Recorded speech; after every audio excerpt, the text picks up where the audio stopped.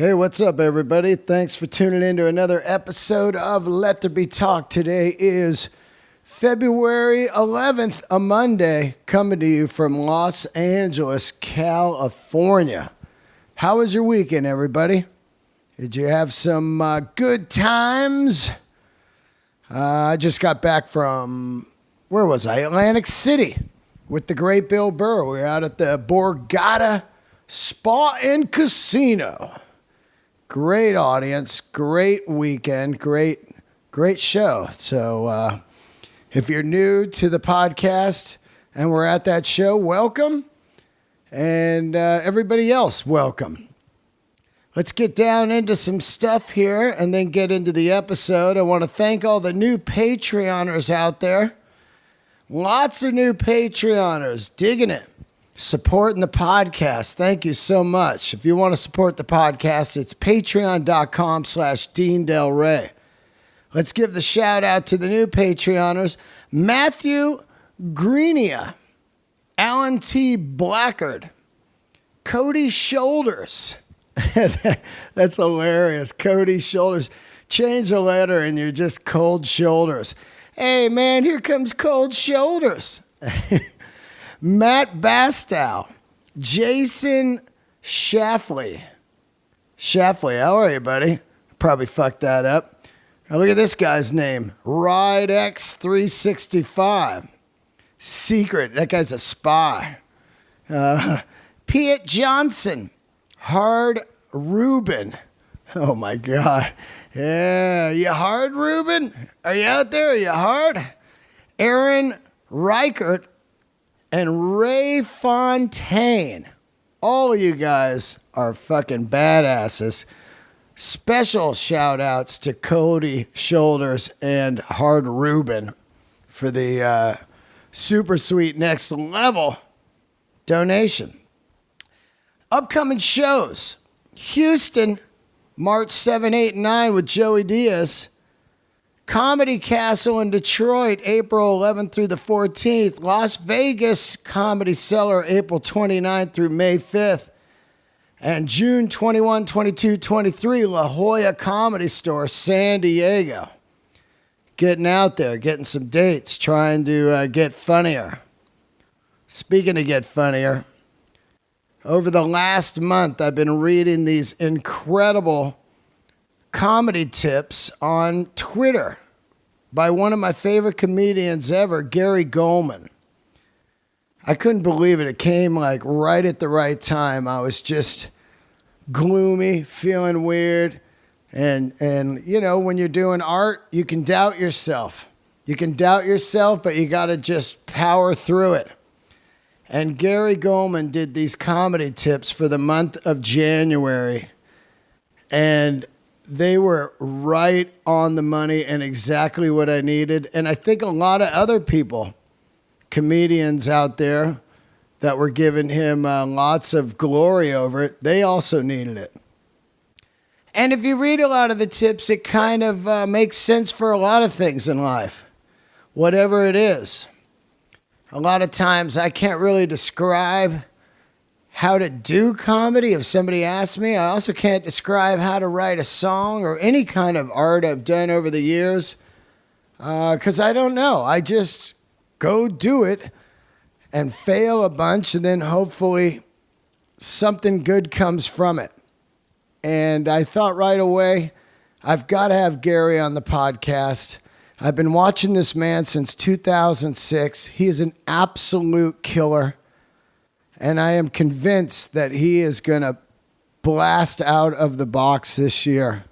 The underground cult figure known as Gary Gulman is about to go nationwide. I can't thank Gary enough for doing the podcast. It was I could have talked to him for hours. I only had him for a short period of time because he had to do a set at the Cellar. But the amount of time I got was gold, and thank you, Gary. I love you, my man. Thanks, everybody, for leaving the reviews. I do want to give a fuck you to Robinator. This guy, I've been doing the podcast for 7 years. I ask people to leave reviews. I don't care if you leave a good or bad review or whatever. If you're honest and you feel how you feel, that's fine.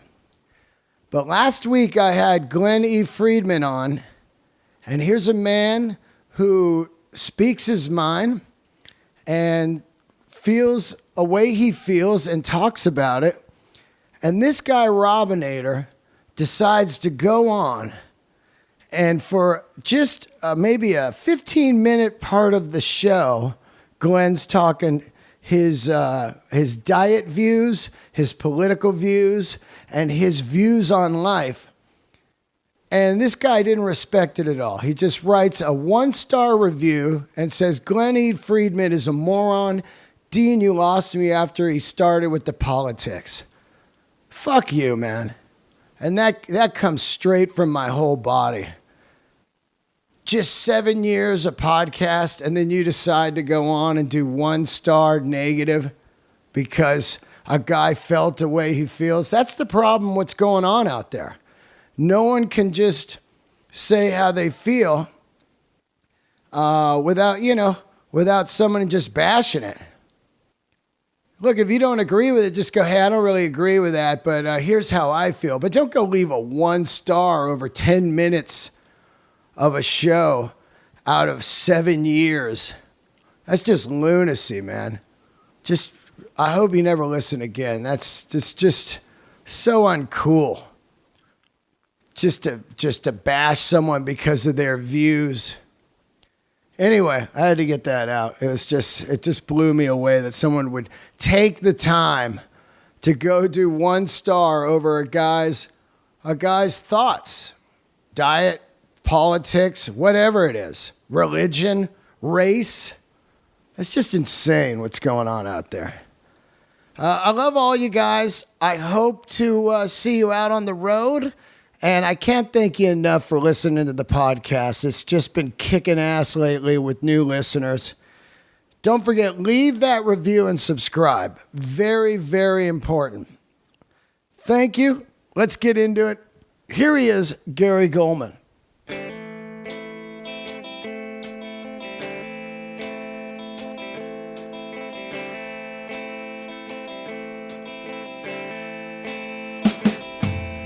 All right, here we are, another episode of Let There Be Talk. Fantastic guest today. Introduce yourself, my man. I'm Gary Gulman, comedian Gary Gulman, and Let There Be Talk. I love that name. Yeah. I thought I was such a wordsmith. For those about to talk. That's what it was. The two. It was going to be that. For those about to talk, or Let There Be Talk. But I'm a Bon Scott guy. Yeah. So I went with Let There Be Talk. Good for you. That's great. I swear to God, you make me laugh, man. It's tough to laugh in the when you get way deep into comedy. Oh, that's true. Right? Yeah, that's true. It seems like the quirkier and the more like inside it gets, the funnier it gets for us as comedians, the guys who make fun of the other comedians. That's what always makes us laugh. Yeah, the ball busting. Yeah, the ball busting, but also just the pointing out certain habits that comedians have is really funny. Just the insecurity. Like I love that joke about the comedian who brings his girlfriend home for Thanksgiving, and before they go in the house, he says to his girlfriend, he says, "What do you want me to say about you?"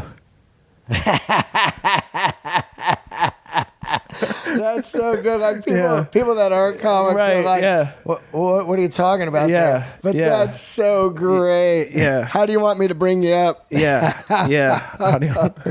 What are your credits? Yeah. But you've seen her with 3 or 4 dudes before me. Yeah. Or there's that one about the comedian who comes, a woman comes up to him in the casino after he's done a night of shows in a casino, and she's beautiful, and she says, "I want to sleep with you. I want you to take me back to your hotel room right now." And he says, "Did you see the first show or the second show?"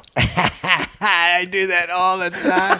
When people go, "Hey, great set tonight." Yeah. I'm immediately, especially if they do it at the Cellar in a tweet. Yes. I'm like, "Which set did you see?" Yeah. Isn't that weird? I think because I do that because each set I'm doing different stuff. Right. So I want to know, like, well, they liked that set. That's interesting. Yeah, but more often than not, the show that you think wasn't so great, the people loved.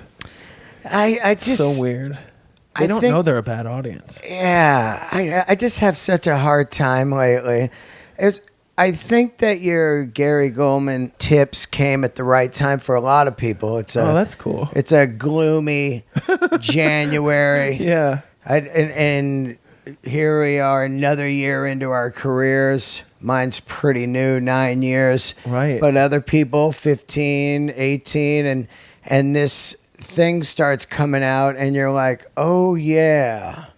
And I think it really hit hard with me because I feel like I'm in such a weird funk right now where I said this a few times lately. The longer I've gone, the harder it gets. Oh, that's interesting. Well, yeah, but you probably I wanted to ask you what the parallels were to music because there must be so many with regards to the business as well as just being an artist. But I think what you're talking about is the further you get into it and the better you get, you raise the bar and try to do something more difficult, raise the degree of difficulty, and that's what brings about the difficulties. But is it the same thing with music? As you get better as a guitarist, you want to adjust your technique and learn new things or try things that are harder. Like I just listen to guitars and some sound better, some sound worse,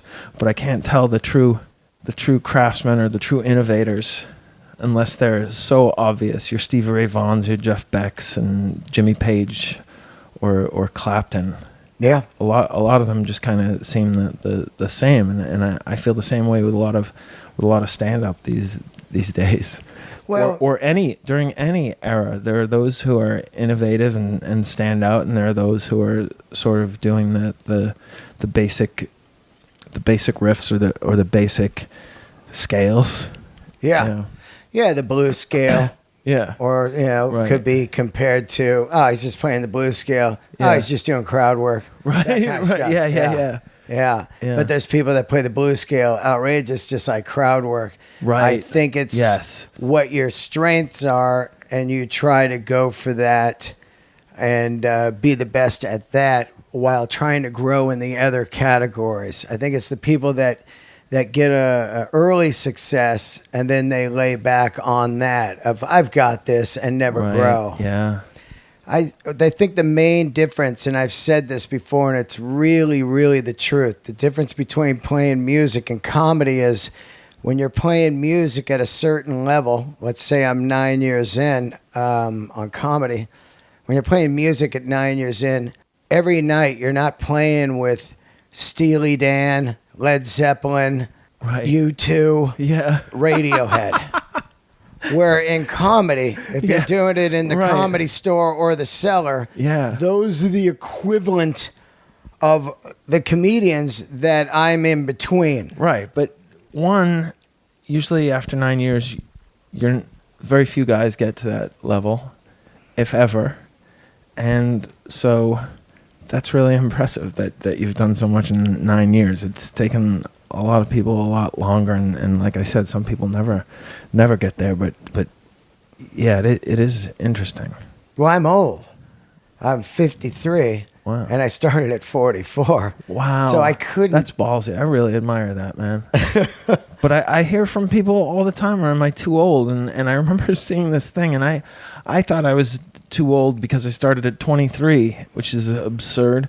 And because a lot of guys started at 17, 18 years old, but I saw this sticker or magnet or whatever it said, it's only too late if you don't start now. Yeah. And I think that's really great. good advice. Yeah, just start. The time's going to pass. Yeah. You might as well get ahead. Well, I was kind of delusional because the comics I We're like all were delusional. they were older. Yeah. Like you. Right. Attell, Yeah. Marin, Yeah. Burr. Yeah. I was like, oh yeah, the guys are. Yeah. I forgot that they'd been doing it 20, 30 years. But you didn't have a steep a learning curve because you were already comfortable on stage. That's a big part of it. Yeah. Working out that takes years and years for a lot of people. If they ever get comfortable on stage, there are still people you see, they've been doing it 10, 15 years, and there's all kinds of nervous tics, and it's not conversational. It sounds rehearsed. It's really tough. We were just talking about some of the nervous tics. I saw a comedian recently after each punchline said and it drove me out of the room. Oh yeah. It was blah blah blah blah. Blah blah blah blah blah. Yeah. And this is in 15 minutes, so Yeah. I'm consciously trying to fix some of that, but also don't want to be out of the moment. Sure. I don't want to be in there like, I don't want to say you know. Sure. It's just is a habit, and not saying is a habit. So it's better to practice the not saying it habit. I've really found that because I listen to a lot of sets, and as I'm on stage, it's easier and it comes off better to say nothing than to say or Big What J. else is Okerson- happening? Big J. Okerson calls certain comedians batayas because they say bataya. He calls them batayas. Uh-huh. And then Dennis Miller used to end every joke and it just or Joan Rivers used to say, "Oh sure." Oh, well, that was her thing. Yeah, that would drive me insane by the end of the album. Yeah. I loved the jokes, but oh sure. But it was a spice is nice. Like Rodney Dangerfield, I'll tell you. Yeah. But if you do it on every joke, like even Don Rickles, who everyone reveres, I'm ambivalent about Don Rickles, but he would, after every joke, anyway, gang, stop. Oh, Do you think of yourself a little bit as a comedy snob? yes, yes, totally. And I have been for a long time. I revere this. Like I found this quote by this writer. Do you remember that movie with Leonardo DiCaprio and Robert De Niro called This Boy's Life? Oh, I loved it. Yeah, it's a Loved great movie. It's an even better book by this Smoker. guy Tobias Wolff, who said, "We know what is sacred to us when we recoil at impiety."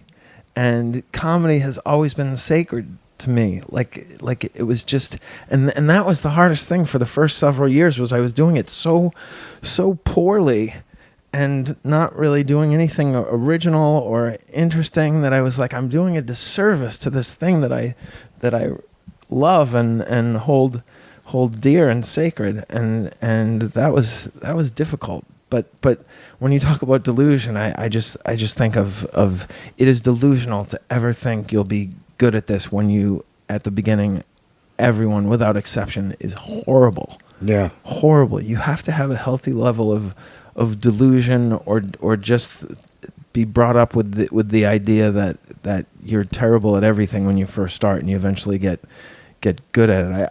I think probably knowing the work that you had to put into becoming a good musician and applying that to stand up was probably helpful. Yeah. I think a lot of times I post stuff up, like how many spots I did in a year. How many? Well, this 2018. 2018. It's right here. I keep them in the phone, and I always have. That's awesome. It's here you go. So you can do you can see the exact. And I did this. Here's the stand-up totals. First year was 298. Wow. Second year was 532. My word, Dean. 558. That's amazing. 509. This is great. 471. Oh, I love it. 448. 414. 449. That's amazing. And I did that. People asked why I did that. I did that mostly at the beginning because I was like, I'll probably do this a couple weeks. I'll mark down the dates, and when I'm writing a book, I'll say, this summer I tried comedy. Yeah. And then when it got to over 200, I was like, I'm doing comedy. Yeah. At what point did you decide, no, this isn't going to be something I bow out of, but this is not only something that I want to commit to, but I want to get good at it? How far in? How many shows do you think, or how many months? It was the first night. Really? It was the first night. What were the circumstances of your first night? I was doing one of those kind of, so you always wanted to try comedy shows. Wow. At the Improv. It had like a, soccer mom. Yeah. A doctor. Oh my God. A 14-year-old. Oh, that's great. A person that just got divorced. It's a great idea. Those things. Yeah. And I did that. And I went on last. It was sold out because it was a bringer style show. Sure. You didn't have to bring. Right. But you wanted to because you're like, come see me do this crazy shit. Of course. And I went on and I did 5 minutes and I killed. Yeah. Wow. I killed for your first time. Yeah, of course, yeah. And I was like, wow. It felt great, right? Oh. It's exhilarating. After 25 years of being on stage, I went, oh, this is what I'm supposed to be doing. Wow. Yeah. There's an interesting thing going on with me right now. Working my ass off, but being afraid of burning out. Uh-huh. And I think what it is I want to work and work and work, but I also want to have that feeling of I love this. And I love it, of course, but there's these blurry moments where you're like, oh my God, what am I doing? And I think sometimes if I go on too much now, I don't have the feeling anymore. Right. Where I almost need to not do as many sets so I feel nervous and that go grab it. Yeah. Yeah. So there's a balance there that's going on with me. And also battling some depression throughout the last couple years. Oh, I'm sorry. Which is an interesting animal too. I just try to keep it positive because I don't want to take any meds. Uh-huh. And I just try to work out through it and stuff. But it gets pretty dark. And it's mostly the pressure you put on yourself of wanting to get better. That's why I came out to New York. Of course. And I felt when I got here, I should have put a scorecard on like, hey, only the 9th year. Right. To let you know where I'm at. Because there's a lot of eyes looking at you. Who's this guy? Oh, boy. And that stuff. Yeah. And eventually you work through that. People go, oh, this guy's serious and he's going for it. Yeah. But I wanted to learn both animals of comedy, L.A. and New York. Yeah. And so that's where I'm at right now. And hopefully I come out on the other side a better writer. I do. Yeah. I write different. And this is really why I wanted to have you on the show as I read all your stuff. I don't know how to write comedy, and I'm the first one to admit it. Uh-huh. I go on stage with bullet points and ideas, and I start to mold stuff, and I see stuff work, and I go home, listen to it, and write that down. Yeah, that's mostly what I do at this point. Now that I can make a lot of the adjustments and decisions quickly on stage or walking around during the day, and remember them as well as integrate them into the jokes and the stories. I don't have to do a lot of blank page staring. I can listen to the set from the night before, write down the things that I improvised during the show, or take down the order and the certain words that came to me or that I had planned to say and executed, and then without exception I find my brain will say, well here's something that you just mention in passing. For instance, the most recent one was I said I was a weird kid, and then I just left it there on stage one night, and I said, well, how were you weird? And then I just thought of a few interesting things, and I wrote them down, and then I tried them out, and it didn't work. And I said, well, what other weird thing did you just try this? And then that didn't work. And there's got to be something weird that will resonate with the people, and that they'll either identify with or find weird. And eventually I found it, and it was worth fumbling around with it. But the thing, when you show me 500 sets, that's really I really believe writing is a function of how many times you get on stage, because I can fill a notebook and very, very little of it will actually make it to the show. I needed to write all of it to get it out there and get it up there, but most of my writing is done listening to the set and then expanding on what I have there, and then realizing that in the moment, while I came up with a good angle, because of the adrenaline or the immediacy of it, I didn't use the best word. And that's a lot of it too, is just replacing words, that there's a better word than this, or you said this word 10 times before the punchline, you say it in the punchline. Don't say it at all before the punchline, because it will diminish the laughs. So it takes away the right turn of it. Yeah, it takes away the impact, and you're trying to surprise people, but the thing that I always try to, and it's too long to put in a tip, but I remember reading an interview. GQ magazine always does these comedy issues, right? And after I'm able to put away the resentment and anger that they've never mentioned me once in any of their comedy issues, no magazine ever has mentioned me, I read it, and there was an interview with the late Gary Shandling from years ago. Genius. And he said, I fumble with the order, the words, the timing, the pacing, the tone, everything. From the time I write down the idea to the time I put it on TV, and after that I'll keep going back to it. And so the other school of writing that I was inspired by is Jerry Seinfeld, who writes it down, works it out on stage, but then when he locks in, he does not change a note, right? And I mean in the musical sense. He sings it exactly the same way with the same pauses. George Carlin style. Right. But don't you think there's something in the middle of those two that works for most people? I do. For me in particular, and yeah, so that's my school. It's like a combination. I mean, all we're doing is, in comedy, because there isn't a book of how to write comedy. We're cobbling together all the things we've heard from and I know just from sitting with you at the Comedy Cellar, you're curious as I am. Whenever there's a comedian who we admire, we want to know what makes them work.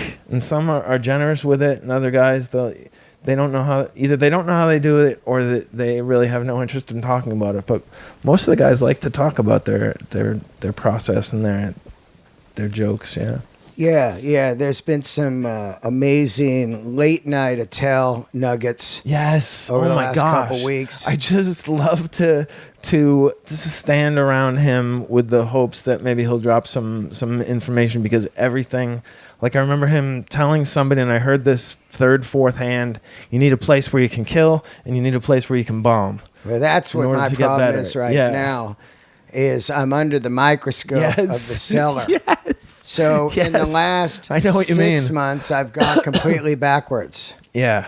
And it's time to boogie out and go work. And it used to be that you would work out at these clubs, the Comedy Store and the Cellar, and then you go on the road. Yeah. Now you go on the road and you work out and you bring the stuff to these places that were supposed to be the dojos. Yes. And especially when you're a new guy in the lineup, there's a lot of peeking in the room. Yeah. There's a lot of walking by. Yeah. And then you get locked into this set, and it's killing for a while just to be okayed. And then the set stops working. Right. And you start to go crazy. Yeah. I'm No, I used know- to the I know that. comedy store where you have this freedom. Once you're Right. kind of past, Yes. it becomes a Yes. full-blown, do whatever you Oh, want with that's your terrific. 15. Yeah. That's terrific. Yeah. I've been so reluctant to really go back into LA because I had such a tough time getting stage time there. There was one year where I was on The Tonight Show more times than I was on at the Laugh Factory. It was 2-0. I could not get on at the Laugh Factory, and I to this day that place I don't care for, but I think that at some point over the next few years I'd like to spend 6 months there and or a few months there and do what you're doing and challenge myself and see what works and what doesn't and make adjustments, because there's probably a different style out there. Yeah. Yeah. I look at guys like you, and it confuses me. Why? Being in the biz, because I look at you. I first saw you in 06 before Tourgasm. Okay. You were doing a lot of Jay Davis, Life of the Hardest. Yeah. You were writing clean. Yeah. You were absolutely a superhero to me in the way of like, and I would quote your jokes horribly to you, which, by the way, congrats on Pepsi. Oh, yeah. Doing the Super Bowl thing. It's ridiculous. Yeah. But my point is, around 06, I start seeing you and you had the grapefruit fucking up the fruit bowl. You had this Pepsi joke. Everything was great. Your style, you looked great. And I was like, this guy. And I look at you even right now, and in the last month, it seems you've been getting some great accolades and glory. But when I look at you, I go, this business is broken. Yeah. I feel the same way. Yeah. I'm criminally underrated. But what's happening is you are a perfect example of what's broken in this business. But we could name 10, 12, 20 other guys who we feel the same way about, right? I'm not pointing you out. I'm saying that's what I'm saying is I'm struggling to try to be funny. Yeah. And so with that new guy, I go, oh God, I'm 53. I got to tweet all day like a 13-year-old girl. I got an Instagram like a 13-year-old girl. I got a podcast. I got to hang out at all the clubs all night. I have to do all the stuff because I know it's not about funny, because I see some of the funniest guys on the planet, right, and they're not getting the accolades and the stuff that they should be getting. Yeah, but I feel like I have what I would have killed for early on, which is I have a loyal and reliable audience. You also have comic respect, which is what everyone wants. Didn't you? I'd rather have comic respect than any kind of fame. Yeah. I know a lot of guys that are selling out big rooms right now, and no one wants to hang with them, or no one says, I want some comedy tips from you. Right. Yeah, I mean that was, but again, it's the way we started out really loving the art form and wanting these people we admired and looked up to think that we were doing it right. Right. Yeah. Yeah. And I'm sure it's the same thing with musicians. Yeah, I just think in the music world, you're just not really, like I said, you're just not around people to really know what, I mean, what are you hoping at the end of the year in a Rolling Stone review that Jack White goes, that record was great. That's right. You're not hanging out at the clubs together on the same shows. That's a great point. Yeah. So with me or you, we're immediately getting the vibes of the guys we love.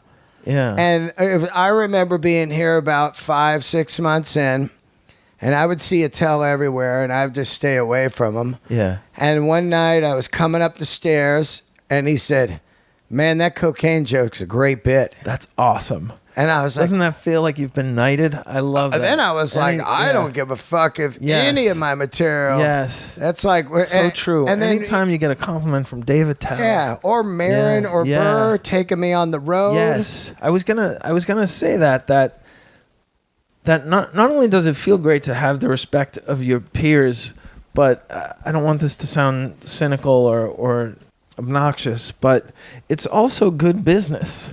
Yeah. Because we were talking about that. Comedians want to bring somebody on the road that they're not embarrassed to have open for them because they're hacky or they're obnoxious or drunk. If you're a decent person, you want to bring up somebody who has potential and is devoted and as hardworking as you are over the person who's just really, I don't know. I get it. It always irritated me that there were guys who were getting work because they could get the headliner laid. You know what I mean? Yeah. Or sell their shirts. Yes. How about that one? Yes. Something that no one talks about. Right. Yeah. There was a lot of or be a yes man to the that's the worst, to the boss. And I had mentioned that to you about one of your comedy tips that you hadn't done yet, and I thought was something you should swarm around was working with headliners. Yes. Yeah. I have backed up a backlog of tips that I want to give, and one of them is about the relationship between a headliner and the opener. So that maybe it'll take a few days, I think, to get it all out there because it's very important, and the master mentor relationship is something that in every art form and craft or carpenters or anything, it's essential. Yeah. Marin told me early on, don't be a satellite comic. Yes. And I didn't understand Such what great that advice. meant. And then when he explained it to me, it's like a master's, doctoral, PhD level tip, right? Oh, when he said, Marin is a lot like Yoda. How long into it were you? I was about 3 years in. He must have seen something because that's impressive. And I was in the most park. 3-year comics don't need that advice. Yeah. Yeah. And I was in the parking lot at the store. Yeah, and he gave me 2 tips over our friendship, which has been incredible to me. One was don't be a satellite comic. He just came up to me, and goes, "Hey, what's going on?" I go, yeah. He goes, "Yeah, I saw you're out there with what's his name, huh?" Yeah. I go, yeah. He's yeah. I'll tell you something. Don't be a satellite comic. Wow. And I was like, what? And he goes, don't be known as somebody's opener. Yes. Oh my God. Go out and open. Yeah. And then go back in those cities and headline. Yeah. Wherever it is, you know? Yeah. And I was like, I got it right there. Because Ron White, and I had told you, had talked about the old formula that used to work. You would go out with the headliner. Right. As a feature. Yeah. The club manager would watch your set and go, this guy's pretty good. Let's start working him into the rotation as headliners, because our headliners are eventually be in theaters. Right. The people that do that these days, I can count on my hand. Oh, yeah. And one of them is Wendy at the Comedy Works. Okay. She saw me open for Burr at the Belco Arena, said, we're going to start working you as a headliner. Wow. And that was a magic. That's such a great room. Right. What would you remember what the other advice Mark gave you? The other one was I was getting ready to do an arena with Burr. It was a real arena. Wow. And he grabbed me and he said, hey, man, you got to do that arena? And I go, yeah. And he goes, you got this. And I go, yeah. Wow. And he goes, I'm going to give you one tip. Go slow. Oh, yeah. And I go, what? And he goes, when you think you've heard all the laughs, you haven't. Yeah. It swirls around an arena and takes time for it all to drop down. And if you don't listen to the laughs all the way through, you're going to steamroll over them. Wow. Because you're only hearing the first 5 rows. Yeah. And he was so right. Holy crap. I got out there and I dropped the joke and just kind of sat in it, like in a weird way. And it started to grow, these laughs. I was like, whoa, this is weird. Like pockets. Yeah. Because it's contagious, but it takes a minute to get to everybody. Sure, yeah. That was a great 2 tips he gave me. Yeah, those are our PhD level tips. And those are given to you, I think, because the guys care. Yeah. When they see. And also, when you're 48, 50 out on the parking lot going, what am I doing? They grab you. Yeah, but I would have thought you were in your early 40s or something, to be honest with you. You have a young vibe and a young look. Well, I am excited, and I love, I've been rejuvenated from comedy. Yeah. And I'm naive still in a way of like, this is great, right? And some people are like, no. It is. It is. It is great. It is. Yeah. As long as your head is straight, when you're depressed, nothing is that enjoyable. Yeah. Your favorite things aren't enjoyable. So don't think that comedy is going to be the exception. You really need like any art form where it's competitive, you need to have your head straight. Yeah. Well, with me, I don't look at the other comics as competition. They're not my enemy.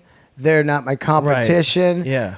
I think a lot of people, they look at people like that, and then it gets weird. Yeah. My enemies are cancer and heart attacks. Sure. Those are my enemies. Yeah. I just mean competitive in that I always used to fantasize about having as much stage time as I wanted, because when I first started, I was like, it's all a function of how much I can get on stage. If I can get on stage...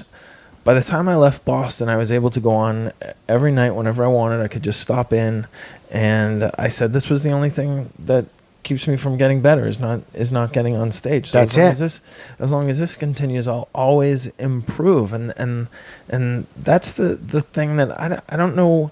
There are certain comedians that we know who peaked, and I always wonder if does that happen with music. I know that guys don't continue to write hit songs, but do they become better musicians? Do they become better songwriters? Do they become are they still appreciated and admired by other musicians, or is it like or is there a musician you say I can't listen to anything after his 6th album or anything like that? Well, I look at it a lot like, what did they do with their career once they made it? Yeah. The guys I look at, the Chris Rock, the Dave Chappelle, the Bill Burr, the Maron, the Joe Rogan. Uh-huh. These guys that put out the specials, and as soon as they're out, they're back in the store, writing the new hour. They're not just riding around on fame.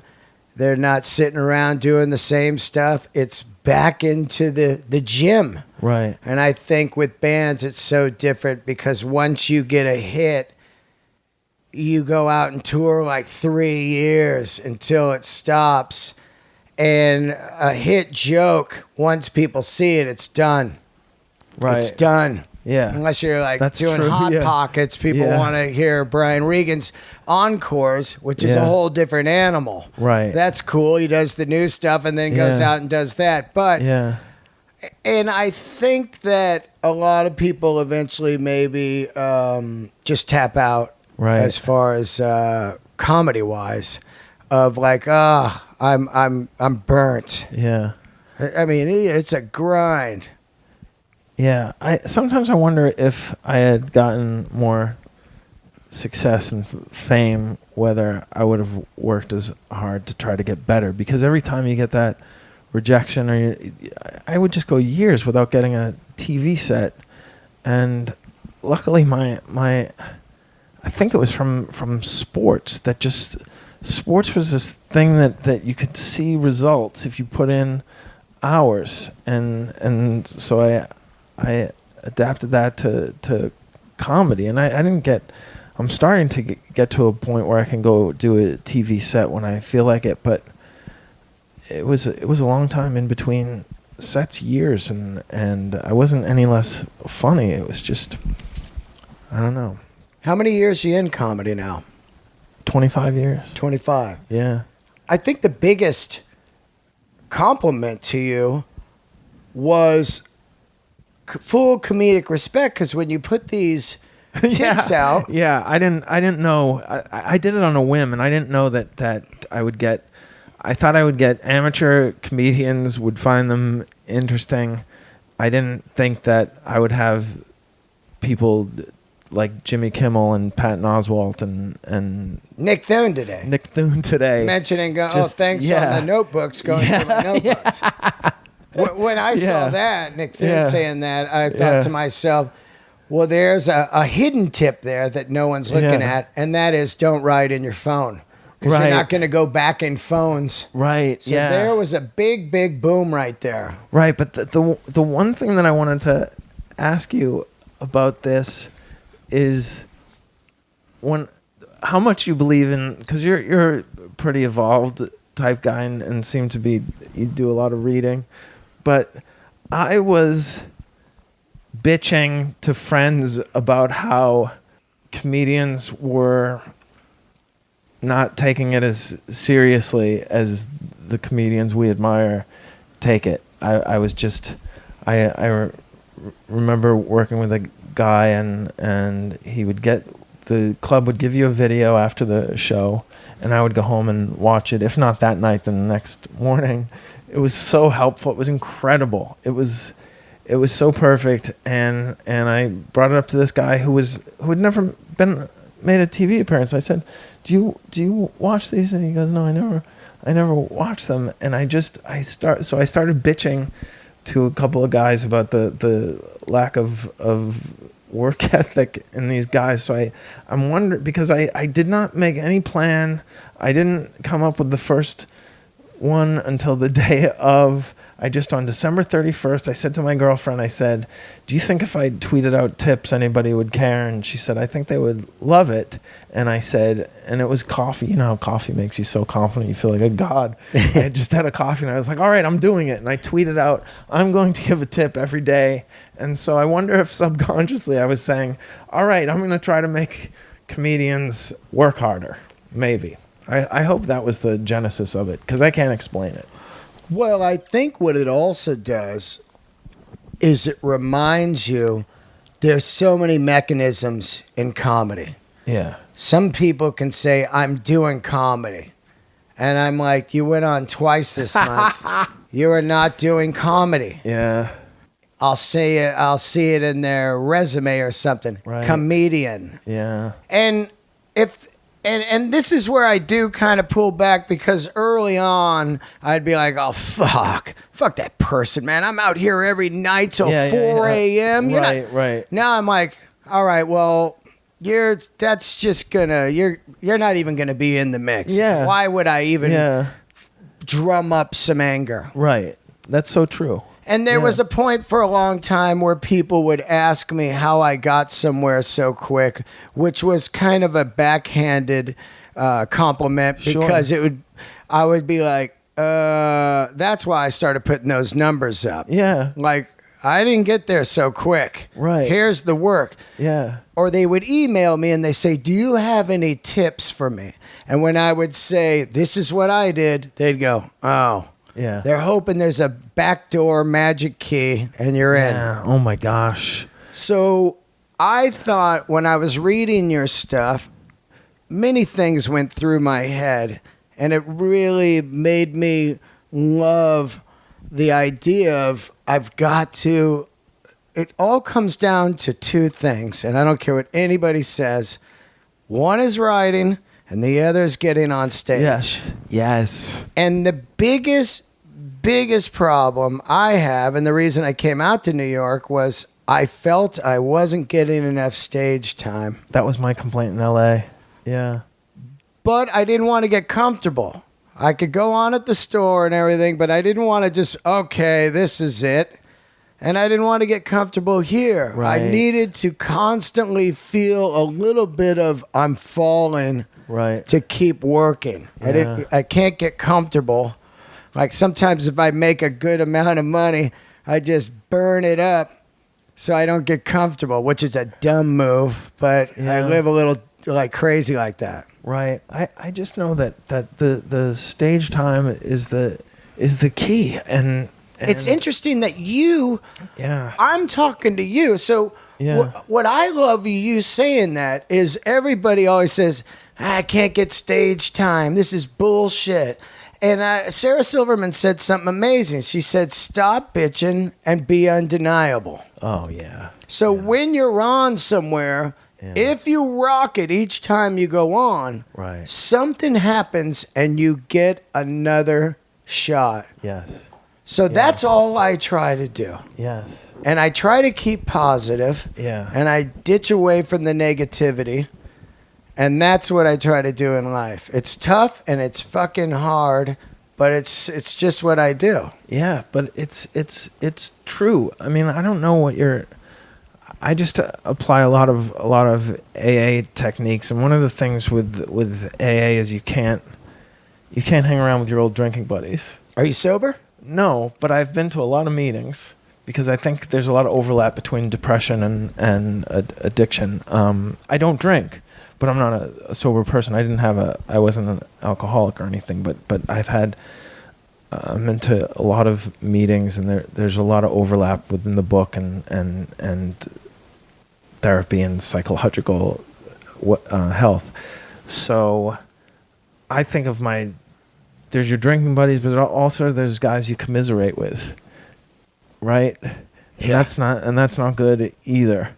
They're fun here and there, but it's something that you really need to avoid because the bitterness is a trap, and resentment is a trap, and it wastes energy and time. Yeah. Yeah. There was clubs that I was working in early on, and it would just be a pile of bitter comics. Yeah. And I realized, Yeah. I got to get the fuck out of here. Yes. Because I love what I'm doing. Yes. And I believe in what I'm doing. And if I sit here, I'm going to become one of these guys. Yeah. I mean, I'm as petty and gossipy as the average human being, but I'm able to realize that I have to short circuit it immediately because it's useless and it's childish and it goes nowhere. But I really think that it's not a zero-sum game. Somebody's success, and this is demonstrably provable, does not reduce the chances of your success. If anything, it will bring stand-up to more people and expand the grip stand-up has, because one thing somebody was talking about the other day was how the improv community reveres and respects improv so much. They look down on stand-up and and put it down and don't think it's a worthwhile art form, but they're very supportive of each other and the form and hold it in high regard. And I think we need to I think it would be helpful if we were to do that too. And I think that some of us try, but it's just, yeah, it's not low art. It's as hard as anything. You hear so many people say that they tried it and it was too hard. I believe that the comics, if they all bonded together, they were strong. Yeah. There would be no way the business could eat us up. Right. Because we're like, no, that's a shit deal. Yes. That's a Yes. shit deal. Yes. And you go to the other guy and you go, dude, that is a shit deal. Don't do it. He goes, thanks, man. But how am I going to eat? Don't worry. Yeah. If Yeah. we bond together, Right. Yeah. I'm not going to take anything from you, and you're not going to take anything from Yeah. me. We're on the same team. Yeah. I always felt it was interesting where I would have somebody come up and ask me for a favor, like get their car fixed, or Right. where to get a cool jacket, or some tickets to a concert, or a gig, or be on the podcast. Yeah. And then 2 months later, they're shitty to me. And I'm like, wow, that's an interesting animal right there. Yeah. Yeah. And I just take it as, okay, I get it. Yeah. I get it. Yeah. I don't take any bitterness. I think that people get very, very insecure around hard workers because it turns the mirror on them and shows what they're not doing. That's interesting, man. That's true. I remember I was a good student when I was in college, and my roommates were really, they were very well off kids, and their parents were paying for their education, and they didn't study, and they stayed up all night drinking and gambling and playing cards. And my therapist, I said to him, I said, I think they hate me. They really hate me. And he said, well, you're this mirror that's showing them up that you're studying and getting good grades, and they're just, it reflects poorly on them. So they probably do resent you. And I moved out of there, but yeah, the hard work does turn a lot of people off. It's a bummer. It makes you feel horrible. Yeah. You almost have to hide it.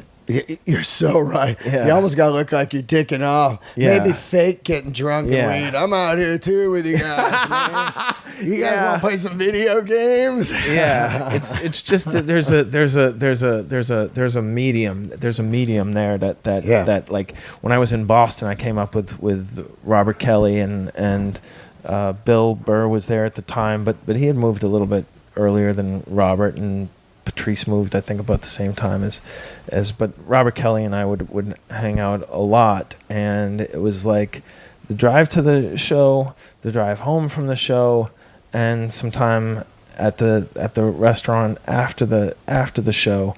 But you couldn't really, I don't know, have like, I had a day job. We worked at a restaurant, so we had that time together. It was, but I felt like I had to decide whether I was going to be hanging out every night or I was going to do something in the middle, which is much better, because also you don't want to be the I don't, nerd isn't even an insult anymore, but you don't want to be the guy who's always studying his notes and never hangs out with the comedians, because one, you're missing out on one of the best parts of comedy. Yeah. And two, nobody wants to work with a guy who's all business. So there's a medium, and luckily I didn't have any by the time I had started to be friends with Robert, he was sober, so there wasn't pressure to get drunk at night like there was with some guys. And I would say that I was very fortunate to have such good influences. Yeah. I had Robert on the show.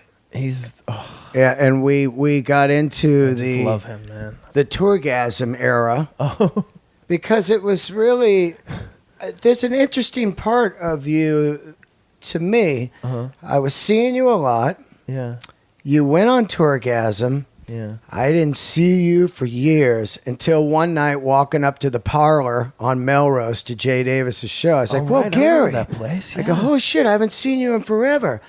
There were words that you had a breakdown. Did you have a breakdown, or your parents were sick, or what was it? Because you kind of just disappeared out of comedy.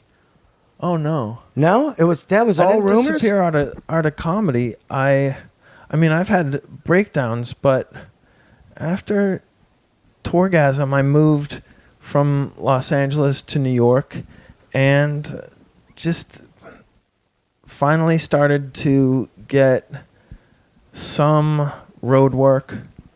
Yeah, and there were probably at the most ever 4 weeks where I went without doing a spot. And I will say that I disappeared from Los Angeles for a long time, and I pretty much only go out there now to do TV stuff, or I do Largo once a year. Great room. Oh, it's my favorite. Perfect for you. Yeah, that man Flanny. Have you ever met him? Yeah. Flanagan? He's such a nice guy. Perfect for you. Yeah, it's perfect. Yeah. Flanagan is he is a comedy barometer. Yes. And that's a great that is the perfect description. Yeah. He is a maven, but also, yes, a comedy barometer. Yes, he has excellent taste. He does. Yeah. He does. And it was one of the... I did a couple sets there and haven't worked since. So I was like... I'm sorry. No, it's okay, though. Because I get what his taste is. And it makes me try to work harder. Okay. And be... I didn't mean to throw shade on you. No, not at all. I didn't realize that. No, listen, because... It's also very hard to get spots there, and I'm from out of town. I'm being realistic, though. Yeah. There's certain kinds of comedy. Yeah. I love the comedy at Largo. I love it. Yeah. I love the nights of like Judd Apatow and Friends. Right. I love when guys like, different dudes go on, and it's like there was this time where there was a big alt scene in LA. You had Meltdown, Booming. Yes. Early on, 12 Shiny Nickels, the Fish Taco Show, Largo. And I knew that the background of me, where I came from, I wasn't going to be able to try to write like that because I'm not a quote unquote a nerd. I didn't come up nerdy. Yeah. I played music. I lived an insane life. Right. And I knew that if I was going to tell these stories and write jokes around that, it was not going to work in there. Yeah. And that was fine with me because I couldn't go in there and just try to be like an alt comic. Right. I didn't even understand the mechanics of it because I don't come from that world. Right. But I also knew that there was guys like Burr and Marin and Rogan and Sebastian and these guys that were killing in the store that weren't doing that flavor. Yeah. So then I just accept it. It's like some bands are AC/DC, some are Radiohead. Right. They're both great, and they both have audiences. Yes. The Radiohead crowd will definitely turn their nose up to some AC/DC fans, but years later, they'll be like, this shit's great. Yeah. Which is, and the way I look at it Great is, analogy. I love both camps. Yeah. Me too. I don't pick a style of movie I like. Right. I don't pick a style of music I like. Yeah. I like it all if it's good. Yeah. So I understand it. And what I think alt comedy brings to me is to try to write smarter. Yeah. That's what it brings to me, which is great. Yeah. I think one description of alt comedy, one guy said, and this was pretty insightful. He said, one of the main things about being considered an alt comedian is that you be accepted by the other alt comedians. It really has nothing to do with your act. Yeah. And then the other thing was that the good ones transcended it. The bad ones didn't really get out of that scene. The good ones were able to do the Patton Oswalt types could do any room, and what it did was, because when I was doing comedy when all first started to become well known, and I have initially you see it as a threat, and then you say, well, what can I get out of this? I'm not going to change everything just to appeal to this, but the thing that was so great about it is it stripped the 80s shticky, rehearsed, The Blazer comic. yes, The Blazer sock comic. tie guys. Oh, the Blazer comic. And it made it more, what's the word, conversational and authentic than it was in the 80s with the catchphrases and the shtick. And so that was, And the character. Yeah. Yes. And so that's what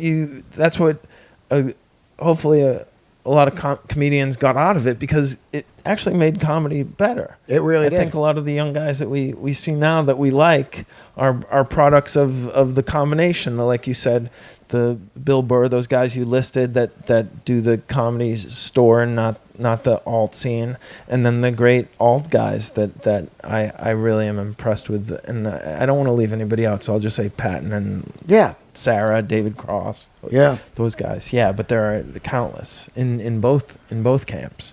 The thing I realized was I started doing the alt rooms and started to tweak and write and try to, and I found how to do it. I could talk about music. Yes. They all love music. Yes. Okay, here we are. That was the thing that that I always loved about the alternative comedians, and Janine Garofalo was a great example. They would go really specific. Oh, yeah. Whereas the 80s comedians had to talk about these huge, big things. The alternative comedians were talking about specific things. So as a musician and a music expert, you could go specific and suddenly... And they would get it. Yes. Like and that's a great feeling. You're riffing on music and you'd be like, you know what I'm talking about. Everybody's a Weezer Pinkerton fan over the Green album. Yeah. Oh, yeah. He knows the Pinkerton record. Okay, you got to go. And I want to tell everybody that you must... I will tweet up again all the comedy tips that he did. Somebody was cool and put them all in a stream. Oh, that's cool. Yeah, but I while you were doing this, before the Gary Gulman tips, I really, really love Bill Hicks. I had performed a couple times for the family at the charity events for the film, the documentary. Yeah. And they handed out a thing called Bill Hicks Principles of Comedy. Okay. I just wanted to read a couple to you and feel what you feel on them. Sure. Because when I first got these, I would read them. I would read them every day before I leave the house. It was just hanging in the spot in my house. That's great. 1, if you can be yourself on stage, nobody else can be you, and you have the law of supply and demand covered. It's terrific. 2, the act is something you fall back on if you can't think of anything else to say. That one really fucked with me for a long time. Sure. Yeah. Me too. I've read these and yeah. And I tried to apply that, and it's risky, it's hard, and I don't think it applies to everyone. I don't, but I do think what I pick up from this finally was when you get to a town, do your research. Yeah. Pick up the local newspaper. Yeah. Ask the people what the bad neighborhoods are. Yeah. Ask what factory got closed down. I learned this from Springsteen. Wow. Ask what some of the political climate is here. Wow, that's interesting. Now, when you come on, you're organically riffing like, man, I took the cab through Clown Street. Right. That shit is brutal. They love that. I learned that from Chappelle when he opened his San Francisco special. He's like, I was in the Tenderloin. Ain't nothing tender about that motherfucker. Which was great. He's all, I never seen crack smoked out in the open so openly. Wow. So now he's got them. Yeah. He hasn't even started the bits, and then eventually you slide into bits. Right. Yeah. Okay. Yeah. Yes. This one, I'll just read one more, and I really think that this one is absolutely something that you would agree with. Play to the top of the intelligence of the room. Wow. There aren't any bad crowds, just wrong choices. Wow, that's so interesting because I know that I read this because they're at the back of the Atlanta Laughing Skull Lounge. Oh, they also had them at the store forever, yeah. Okay. And so that one, I think, really, I must have subconsciously, because I've said something to that effect to friends and things in comedy when they are worried about things going over the people's heads. But I think that you have a level when you first start off doing comedy that you're not able to be as smart as you are in real life because you just don't have the chops to do it. And then eventually, and I've heard Seinfeld say something like your age in comedy is kind of like your age in life. When you're 8, you write like an 8-year-old. And when you're 8 years in, you write like an 8-year-old. When you're 25 years in, you write like a 25-year-old or are mature in that manner. So I think there's some truth to that. But you need a certain foundation to be able to go for the top of the room. At first, you have to go lowest common denominator because you need that. You're trying to grab the room and you're trying to get back to work. Yeah, but I mean, this is like master's PhD level advice. It's so awesome. Well, Thanks so much for having me on. I could talk to you for days. I love you, man, and I can't thank you enough. I love for you doing back. it. And everybody watch his Conan set last week and go thanks, see him. man. He just announced a tour. Give the Yes. It's called the Great Depression Tour. You can go to GaryGulman.com and there are dates and links to buy tickets. and through the whole states. No, just the states that I didn't go to last year. Okay. Yeah. And if not, you can catch him at the Comedy Cellar. Thank you so much. Thanks, Dean. Your Instagram, Gary Goldman. Yes, Twitter. and my Twitter is Gary Gulman as Okay. well. Yes. Thank you. I love you, man. I love you too. Thank you. There you guys go, man. Do not. Also, if you're not a comedian, read these tips anyway because they're fantastic for a lot of things in life, a job or a relationship or anything. I believe that. Thanks for tuning in, guys. Don't forget to subscribe and leave a review on iTunes. Keep the candles lit.